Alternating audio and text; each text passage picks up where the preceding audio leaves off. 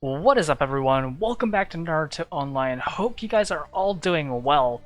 We are finally going to cover the Zenith video that I have been talking about for such a long time, and right when I was about to upload, they actually released a whole new patch for the mains, so we got some new updates to the mains. So I'm actually going to be splitting this video into half. So first we're going to be talking about the Wind main and the Fire main. These are the two mains that I'm most familiar with in Zenith. And then in the next video we'll cover Water main and Lightning main. And we'll also include Earth main, because why not? Earth main, by the way, like just the first tip of today, don't use Earth main for Zenith. It was actually semi-playable before the main update, but now they completely destroyed his potential, so yeah, I would just not use Earth. But we'll talk about that in the second video.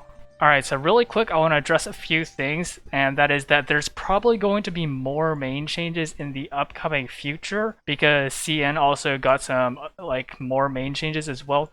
So I'll probably have to put an update video out for this eventually, but when it does come out, or if I get any new information, because I'm still exploring Zenith and stuff, there's a whole lot of new stuff that comes out every time I play Zenith. So if any of that ever comes up, I will have a link in the description for an update video for you guys.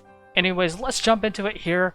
If you guys are starting out in Zenith, the first main I recommend is using Wind main. Wind main is by far, I would say, the easiest and probably the most powerful main, especially after the update has come out.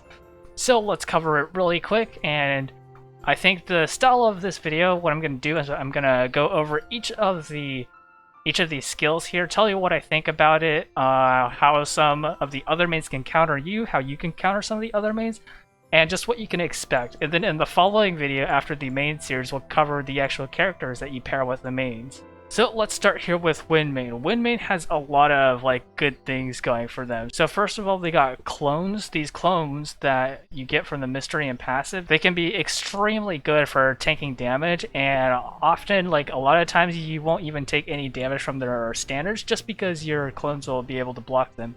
Additionally, Wind main also has the Flower Guard here, which gives them immunity, which is absolutely essential in Zenith, and not only does it give it to herself, but it also gives it to another female character. Alright, so let's start with the mysteries here. And I'm also going to be covering the fire release ones and the non-fire release ones. Honestly, there's nothing really too different, though the fire release does give some pretty big advantages. Okay, first of all, never ever use this fourth mystery as a Wind main. If you are using this fourth mystery as Wind main, your team is gone wrong. You're doing something wrong with your team. You never ever want to pick this, because I mean, you would think that, oh hey, they have immunity, maybe I can try to remove their immunity with this sand dust, and that's what you think, but in reality it's often not essential, and you would be much better off picking any of the other three mysteries. So just never use this fourth mystery. Okay, dance is also one that I generally would not recommend. After the update, dance actually gets another advantage where it makes all your mysteries in your team cost 20 less chakra, but that's still not enough to justify it really. Dance is very rarely good. There's very few ninjas that actually work well with it, and not only that, you have to make sure that your Wind main doesn't get controlled to be able to use it. You have to make sure your position 1, since you're not using your main, doesn't get controlled. And so generally it's best to stay away from dance. There are some very niche teams that might use it. Alright, Giant Rasengan. This should be your always go-to. If you have initiative, you should always be running this mystery.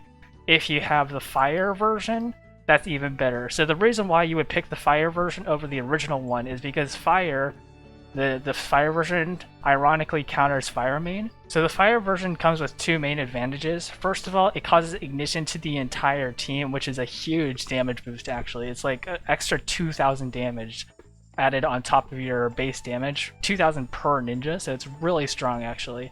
Now there is a slight nerf of only hitting 7 units instead of 9, but generally that's not going to matter all that much when you're actually fighting. And not to mention, the ignition serves a second purpose if you're going against fire main and they're running the reflection, the mirror, or if they have Kurenai on their team.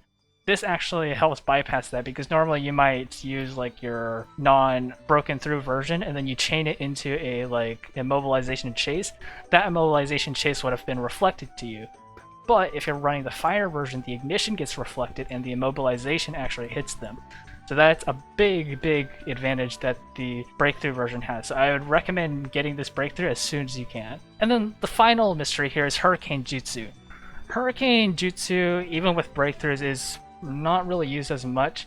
The only reason that I would say is if you are like 2-2 and your team is really bad and you have like nothing else that you can use. And so in that situation, you may be able to gamble by running a blitz wind main team, and you would run Hurricane Jutsu to try to blitz down whatever they have. That's the only situation that I would ever recommend Hurricane Jutsu in. It's a pretty risky one at that, but that is one of the options that you do have. Now for the standards, it's actually much simpler. I would recommend not using any of these besides Shadow Clone Jutsu, unless you're running the Blitz strategy. For the Blitz strategy, I would go with either the Sage Art Rasengan Barrage or the Gustian. Probably Sage Art because it has a high chance of causing low float, which you can chain into a chase attack. And the reason why you want these Shadow Clones, by the way, is not only for that extra like damage buffer from the clones, but you also need the clones for resetting your giant Rasengan, because you need at least 2 Shadow Clones to actually reset the cooldown to 1. And so by resetting the cooldown, you'll be able to spam this mystery over and over again. And this works really well with the Combo Blade of Wind Chase and also the Queen Momentum, which we'll get to in a second. So for the chases are all the same. I do like to run Combo Blade of Wind. There is a certain thing that you can do. If you get Gaara as one of the ninjas that you have, what you can do is you can run it with Fuku. And so when you run Giant Rasengan, that repulse goes into Fukumaru. Fukumaru puts into high float to repulse to high float, and the Gaara chases that with his chase to cause immobilizations. Very solid chase strategy right there, because not only does it help you by summoning an extra clone, but it also gives the immobilization to your opponent. And not to mention Gaara's super armor, so it's pretty hard to control him normally. So let's actually move on to the passives here. For this first passive, I would always recommend running Flower Guard. Flower Guard should be your like go-to. It's a safe bet. You can probably never go wrong with it. The only time you're not going to use Flower Guard is if you're running Kurama Naruto. If you're running Kurama Naruto, then you can run the fire style enhancement, or sorry, wind style enhancement here for that extra damage to Naruto. Other than that, it's a safe bet to always go Flower Guard, especially after the buff. The buff makes it so that Wind Main's immunity can't be dispelled by things like Lightning Main, and this is a huge deal because before Lightning Main's Sealing Slash, once you got it skill broken, it could actually remove Flower Guard. But with this new update, it's not going to be able to do that, and that removes a huge danger that was there before, because Lightning Main could actually counter Wind Main pretty hard if they had a proper setup going. Then, finally, we move on to the second passive here. So this second passive, I would always recommend going Queen Momentum. And the reason for this is because Queen Momentum actually scales based on the number of females in your lineup, and this actually includes the clones, which is major. And so what you can do on round 2, if you're running Monkey King, which I always recommend your summoning mystery to be, no matter what main you're running, Monkey Main is by far the best. Maybe Katsuya sometime, but Monkey King is really good. But with Monkey King, what you can do is after you use your mystery, it will summon like the 4 or 3 clones or whatever. This will not only guarantee that you will get a refresh, but it will also boost your damage through Queen Momentum. And it's a lot of damage, by the way. There's also some strategy involved, but we won't get too far into that in this video here. The other passes are also okay. Multi-Shadow Clone Jutsu is occasionally used, but if you take the risk of taking some extra damage round 1 for Queen Momentum, it's generally worth it, because Queen Momentum just makes your main do so much damage. It's incredible. Harm Jutsu is not really used.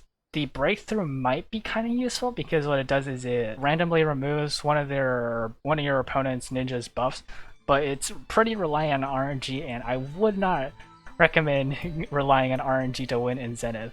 This is why I never pick Zetsu, by the way. I used to love picking Zetsu in Zenith Arena, but then I realized that he's just way too RNG, and a lot of times it's going to backfire on you. Natural Draining is another one that is also rarely good, and the main reason for this is you might use it for the chakra, but I wouldn't use it for the scaling. The scaling is just too slow. Even if you manage to pop off like 4 chases every single round, it's 24% increase, which isn't bad, but it's not enough compared to like Queen Momentum, which is straight up 25% per female ninja. if nothing else, just run this like pattern, like Big Ball Flame or Giant Rasengan, Shadow Clone Jutsu, Flower Guard, and Queen Momentum, and you will pretty much automatically win like 70% of your games if you're playing correctly. And that's not taking into account like the ninjas that you pick there. Feel free, by the way, to mess around with the main that you get, especially now with the update. You can switch mains here, and it doesn't cost anything. It's always free, so you can always play around with it. In Zenith, there's a training mode that you can mess around with, so if you want to, you can play with some friends, just try out the different mains, see what you like and like what's kind of your style. Let's actually move on to Fire Main now, though. So Fire Main is... So the strengths of Fire Main are pretty different from Wind Main. So Wind Main had a lot of like defense from their clones. Fire Main works mainly based on pure damage and control. So I will admit that I do not use Fire Main as much as Wind Main. I have used him quite a bit, just not to the level of Wind Main. I don't actually have all his breakthroughs here, but they don't make too much of a difference. They definitely make the most difference in like Wind Main and also Lightning Main. The others, they aren't as important. They're still pretty important, but not as important though. So normally I would recommend running Fire Main as your position 1, though the one thing is that you have to remember when you're running Fire Main is that you always need to have someone to clear debuffs, so like a healer. And not only that, they need to be able to clear debuffs at any time in round 1. So this means like at the end of the round, you need to have someone who has like a mystery that can clear debuffs. And the reason for this is if you're going against like a Fire Main or a Lightning Main, they can run Sealing Jutsu or Acupuncture on you. And if they run that after your healer goes and you don't have any way of clearing that, your Fire Main's basically screwed and you can't actually use your mystery. Some examples of like ninjas that can do that, by the way, are like Gakido and also Sakura Breakthrough. Karen can also be used. I think Karen Breakthrough, I don't know if you need her Breakthrough or not, but Karen basically, her mystery doesn't heal, but it does give her an action, and since she heals a unit after every action, you can use that mystery to actually heal your Fire Main. The one downside of using Karen is that she only heals like the weakest unit, so if your Fire Main isn't the weakest unit, in terms of HP, then you might be in trouble there. Anyway, so if you do meet those requirements, like having a healer that can do that, clean you, or if you know that your opponent can't control you round 1, then you should always run the Dragon Flame Jutsu here. Sealing Jutsu is one that I don't have a lot of experience with. I feel like it has some potential, but is generally not that good, just mainly because if your opponent has any kind of immunity or healing, it's going to be rendered useless. Even if you immobilize them and it goes through their immunity, Lightning Main and Wind Main, their immunity is still gonna stick the next round, so it doesn't actually remove it, it just suppresses it for 1 turn.